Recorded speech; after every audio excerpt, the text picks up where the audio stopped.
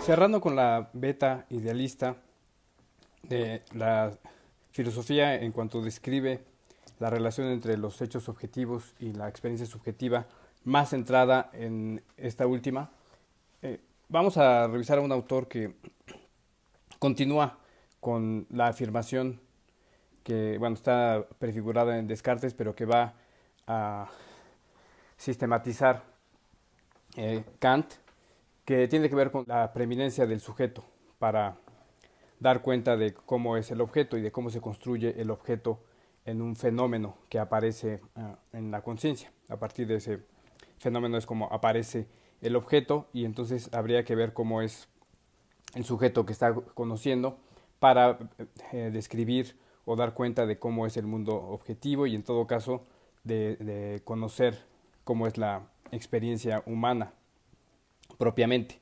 Está situado ahí dentro. Entonces, para Schopenhauer va a retomar la tesis, absolutamente la tesis de Kant. De hecho, es el filósofo prácticamente el único que va a reivindicar, por lo menos dentro de la filosofía moderna. Es muy conocido que despreciaba totalmente la obra de Hegel y no tenía otra opinión de ella, salvo que era pues desvaríos, ¿no? De que solamente se escuchaban en el manicomio antes de Hegel.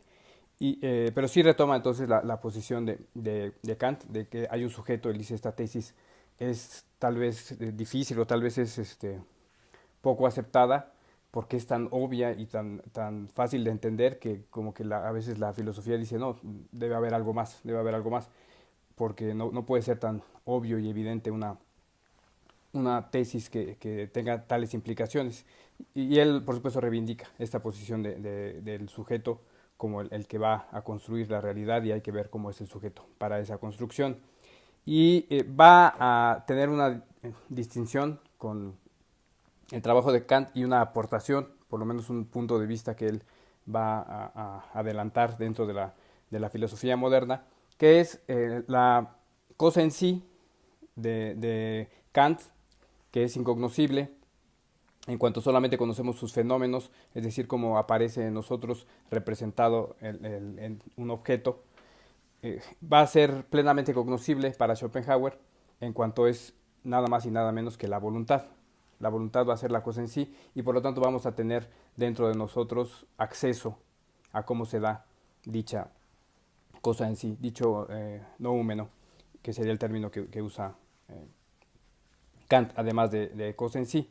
Y esta afirmación, que lleva a la voluntad como una forma de acceder a todas las cosas, vamos a retomarla, o va a ser muy acorde a un concepto que ha sido muy trabajado, ha sido muy eh, recurrente dentro de la filosofía, que es la idea de que en el microcosmos del ser humano está incluido el macrocosmos. Es decir, que conociendo una parte podemos dar cuenta del todo. Y esto obviamente no nada más es como igualarlos, sino más bien en la descripción de la parte tenemos que dar cuenta y recurrir a un todo. Por ejemplo, una palabra, cualquier palabra, si uno la define, recurre a otras, vamos a decir, 15 o 20 palabras, y para definir esas 15 o 20 palabras recurre a otras 15 o 20 palabras, y así sucesivamente, hasta que podemos decir que en cada palabra está contenido el universo del lenguaje. Y por lo tanto, si describimos una palabra, vamos a tener toda la totalidad de un lenguaje. Y él, bueno, en cuanto habla de esta voluntad que es cognoscible, que está en nosotros, habla de cómo el microcosmos es la vía regia para conocer el macrocosmos, e incluso habla en su famosa obra El mundo como voluntad y representación, habla de que más que un macrocosmos y un microcosmos, hay un hombre, o un ser humano, y un macrohombre, que sería la totalidad o el macrocosmos. Precisamente porque habla de que a lo que tenemos acceso es a la experiencia subjetiva de un ser humano, y esto es la base para entender lo demás, en cuanto es kantiano en ese sentido. Y a partir de esa base se puede conocer el todo, la totalidad. Entonces, más que un microcosmos, el ser humano, más que eso, sería más bien el cosmos, o la totalidad sería un macro hombre. precisamente porque hay esta preeminencia pues del sujeto. Y en el sentido de que entiende voluntad y cómo es la forma o la base, la condición a partir de la cual conocemos, todo conocimiento, es decir, todo lo que se integra a nosotros, todo lo que se representa en un fenómeno en nosotros está mediado por la voluntad, es decir, es como la característica la cual hay que conocer para saber cómo va a ser la representación, en cuanto es igualmente con Kant el sujeto pues el que va a estar detrás de cómo aparece el objeto en él, y en el conocimiento de la voluntad, en el caso de Schopenhauer, es como podemos dar cuenta de cómo aparecen los objetos y cómo se representa el mundo externo eh, de hechos objetivos hacia adentro de nosotros. Y hay dentro de este esquema que plantea Schopenhauer una frase en particular que es muy interesante, que incluso se habla de que resume toda su obra, y además es una frase muy fértil que da para muchas otras afirmaciones y que se puede dar muchas vueltas y que es muy consistente en la forma en que se plantea. Y esta frase es: el mundo es la autoconciencia de mi voluntad. Es decir, con el mundo, todo lo que se despliega hacia afuera de nosotros va a ser el autoconocimiento a partir de la autoconciencia, la autoobservación de nuestra voluntad.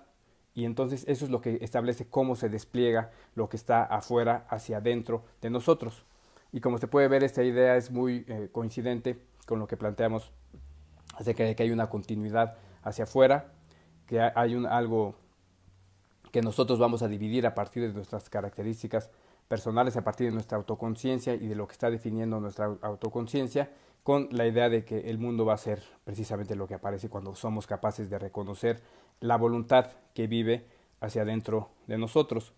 Y otra idea coincidente con lo que plantea Schopenhauer, que reivindicamos en este trabajo, es que en la voluntad está la clave para entender lo que está afuera, y por lo tanto si no conocemos la forma de esa voluntad, si no tenemos una autoconciencia y no planteamos desde las ciencias sociales el fenómeno de la autoconciencia como una herramienta que nos lleva al conocimiento de lo que está afuera, no vamos a llegar sino a la enunciación de los problemas que tienen las ciencias sociales o la filosofía. Solamente vamos a dar un rodeo a lo que estamos queriendo describir. Si no hacemos referencia a cómo estamos viendo hacia adentro de nosotros, cómo se desarrollan las fuerzas que componen nuestra voluntad, pues no estamos realmente respondiendo nada. Y bueno, estas dos ideas creo que son muy importantes. La idea de cómo es la autoconciencia, cómo puede ser a partir de una autoobservación que se construye todo lo que está afuera, la idea de que las cosas aparecen en nuestra conciencia dependiendo cómo es el autoconocimiento de nuestra voluntad, cómo es nuestra propia autoconciencia en sentido estricto se va a retomar plenamente. Y por otro lado, la idea central en Schopenhauer de que al conocer esa voluntad que está hacia adentro de nosotros y cómo se va desplegando, podemos conocer también el macrohombre o el macrocosmos que está alrededor de nosotros, es decir, que hay un punto interno que nos da pleno acceso al conocimiento de lo externo, simplemente por conocer hacia ahí, lo cual lo hace, por supuesto, un pensador más de corte idealista. Se va a retomar también plenamente con la noción que planteamos en el texto de fractal social, es decir, que las personas, la experiencia de la conciencia es un fractal del todo social. Por lo tanto, al conocer cuál es la experiencia y la forma en que se desarrolla un individuo consciente, podemos tener acceso a la totalidad social. Y es exactamente en estos términos. No quiere decir que sea igual y que entonces vemos una persona y ya conocemos la sociedad en la que vive, sino quiere decir que para dar cuenta de esa persona tenemos que hacer alusión a todas las categorías de la sociedad en la cual va a participar. Se habla mucho, describe una persona y tienes que hacer alusión a todas las categorías sociales, ¿no? Puedes decir, es una persona agresiva. Bueno, ¿con quién? ¿En qué contexto? Es una persona religiosa. ¿En qué religión? ¿Qué planteamientos va a tener esa religión? ¿Qué contexto social va a rodear esa religión? Tiene una profesión. Bueno, esa profesión, ¿cómo se relaciona con otras profesiones? Esa actividad, ¿cómo se enmarca en un todo cultural, social, político?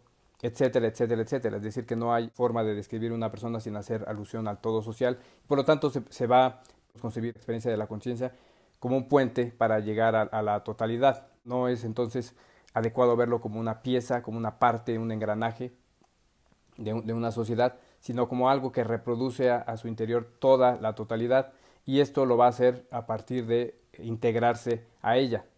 Es decir, que no nada más es que copie hacia adentro, sino que es una reproducción de lo que está afuera a partir de su integración en ese todo social. Eso es lo que va a sincronizar su experiencia interna con el todo social. Bueno, es una noción que por supuesto vamos a desarrollar, pero es muy coincidente con lo que plantea Schopenhauer y está nada más articulada en el texto con el concepto de fractal. Respecto a la obra de este autor, es importante señalar que lo que él va a concebir con la noción de voluntad, y eso sí nos distingue totalmente de lo que va a plantear Schopenhauer. Él va a negar que haya un libre albedrío, él va a negar que haya la posibilidad de actuar o no por parte de una conciencia o de una experiencia que se tenga al interior de una persona. Él entiende voluntad simplemente como la manifestación que tienen todas las cosas, la vocación de ser que tienen todas las cosas, y por lo tanto reconoce voluntad en las personas de la misma manera, de la misma forma en que reconoce la voluntad en los animales e incluso en objetos inanimados. Una piedra o el agua tienen voluntad en cuanto están manifestándose. Y bueno, la noción de que nosotros tenemos un libre albedrío es simplemente rechazada de tajo, ¿no? Él habla acerca de muy similar al concepto de razón suficiente, que es todas las cosas para que sucedan deben tener una razón que da cuenta de esto, y en esa razón hay una relación de causalidad que elimina la posibilidad de que haya una libre voluntad de alguien, y en todo caso la experiencia que tenemos de estar decidiendo es una mera ilusión que tenemos, a lo mejor porque estamos socializados de esa manera o por la razón que sea, pero no se da ninguna decisión ni ninguna forma de definir algo en una dirección o en otra. Pone el ejemplo de una barra que se está cayendo, y entonces la barra pues aparentemente se puede ir a un lado o a otro, pero en esos devaneos que va teniendo la barra pues ya está desde un principio establecido para dónde va a caer, simplemente está definiendo aparentemente de dónde va a caer hacia nosotros, pero sabemos desde que se aventó la barra dónde va a caer, una moneda en un volado, sabemos en dónde va a caer, a pesar de que en un momento no lo conocemos, sabemos que estaba determinado en el momento que se aventó, arrojó la moneda, de dónde iba a caer, entonces no hay tal voluntad y nunca definió nada. Es decir, no hay libre voluntad de dónde va a caer la moneda, igual que no hay libre voluntad de qué vamos a hacer nosotros. O sea, no existe el concepto de libre albedrío, simplemente la voluntad sería una forma en que las cosas se van manifestando y tienden a hacer algo. Y todo entonces tendría esa voluntad, que es la cosa en sí. Todas las cosas tienen voluntad, y dice, bueno, incluso Spinoza, que también niega el libre albedrío, y dice, si una roca al estar cayendo tuviera conciencia, pensaría que está cayendo por voluntad. Y Schopenhauer dice, y sí, efectivamente estaría cayendo por voluntad. O sea que va a reconocer esta existencia de algo volitivo, de la propia voluntad, pero no la va a reconocer bajo ninguna circunstancia como asociado a la noción de libre albedrío o libre voluntad, sino simplemente de manifestarse la fuerza de algo en alguien o en algún objeto. Y como todo filósofo que niega el libre albedrío, se topa en algún momento con el problema de incluso para qué estar desarrollando una teoría, para qué decir algo, si las cosas simplemente se están dando y no tienen otra forma más que ser. Puede ser un ejercicio a lo mejor lúdico, pero en todo caso no puede haber una forma prescriptiva de identificar esta teoría, o una forma de un imperativo que esté dando hacia los demás, porque pues, las cosas simplemente se tienen que dar como se tendrían que haber dado y se van a dar de esa forma. Y Schopenhauer va a plantear, sin embargo, efectivamente este imperativo o esta prescripción al lector, con lo que va aparejada con su teoría, que es la resistencia a la voluntad, resistir la voluntad. Y a partir de ahí no participar del mal y de todo lo que va a caracterizar al propio mundo social, que es la tendencia al mal, la tendencia al sufrimiento, a la injusticia y a un estado de degradación que va en aumento. Esa es la forma en que va a regir el devenir del mundo. Y lo que se puede hacer es, en todo caso, resistir. Él es, por supuesto, un admirador del budismo, que plantea, bueno, que no hay que desear, no hay que tener anclada nuestro afecto a un yo, sino hay que resistir mucho de lo que va a plantear este yo. Y Schopenhauer va a decir hay que resistir la voluntad y no participar de cómo se está dando el mundo, que es siempre en sentido negativo. Es decir, es un pesimista. Él habla de esto como que el mundo está mal, que está marcado por la injusticia y la degradación y degeneración. El sufrimiento, por supuesto, generalizado. Esta parte la vamos a retomar, o es coincidente con lo que le planteamos, por supuesto, en este libro. Tenemos una postura crítica con respecto a cómo son las cosas, precisamente porque eso es lo que nos tiene que mover a actuar, el reconocer que a un ser se le puede oponer un deber ser, el cual es a lo que tenemos que aspirar, lo que tenemos que hacer, pero por supuesto aquí reivindicamos plenamente la máxima de Marx, que nos dice que hay que transformar el mundo. Es decir, sí hay una descripción de un mundo marcado por la injusticia y el sufrimiento, pero a esto lo que se tiene que oponer es una búsqueda de transformar la realidad, no una resistencia simplemente a que se dé en nosotros, sino que es una búsqueda colectiva de transformación social. Y Schopenhauer lo ve como una condición del mundo que simplemente hay que resistir en nosotros, de manera personal, individual, no reproducirlo y negar la voluntad. Entonces, en Schopenhauer, todo conocimiento está subordinado a la voluntad. De hecho, él dice que el conocimiento emerge de la voluntad como la copa de un árbol del tronco. Es decir, que todo está mediado por la forma en la cual se va a establecer la voluntad, que como ya dijimos, en realidad no tiene que ver con una libertad personal de ninguna manera, sino con la vocación que tiene de manifestarse las cosas. Él habla de la necesidad de todas las cosas, la necesidad causal, es decir, la razón suficiente para que todas las cosas se den, y al mismo tiempo nos invita a renunciar a la voluntad o desconocer esa voluntad que vive en nosotros, tratar de resistirla, lo cual es, pues sí, en un principio es contradictorio, es una posición que guarda con la voluntad ciertamente muy peculiar y que bueno, no podríamos reivindicar en la medida en que no la reconoce como la capacidad de vernos y de actuar y tomar decisiones con base en ese vernos.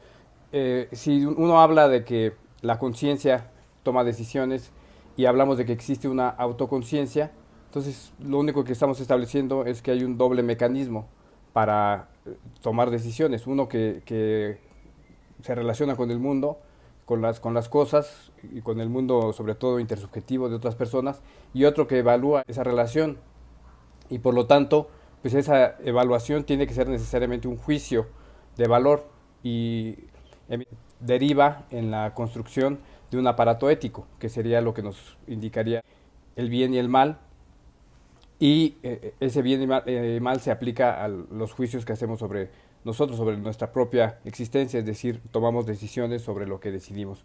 Y esta noción no existe en Schopenhauer, simplemente es una autoconciencia en la medida en que podemos acceder a nuestra voluntad. Y bueno, esto es privativo, por supuesto, de nosotros en cuanto seres humanos.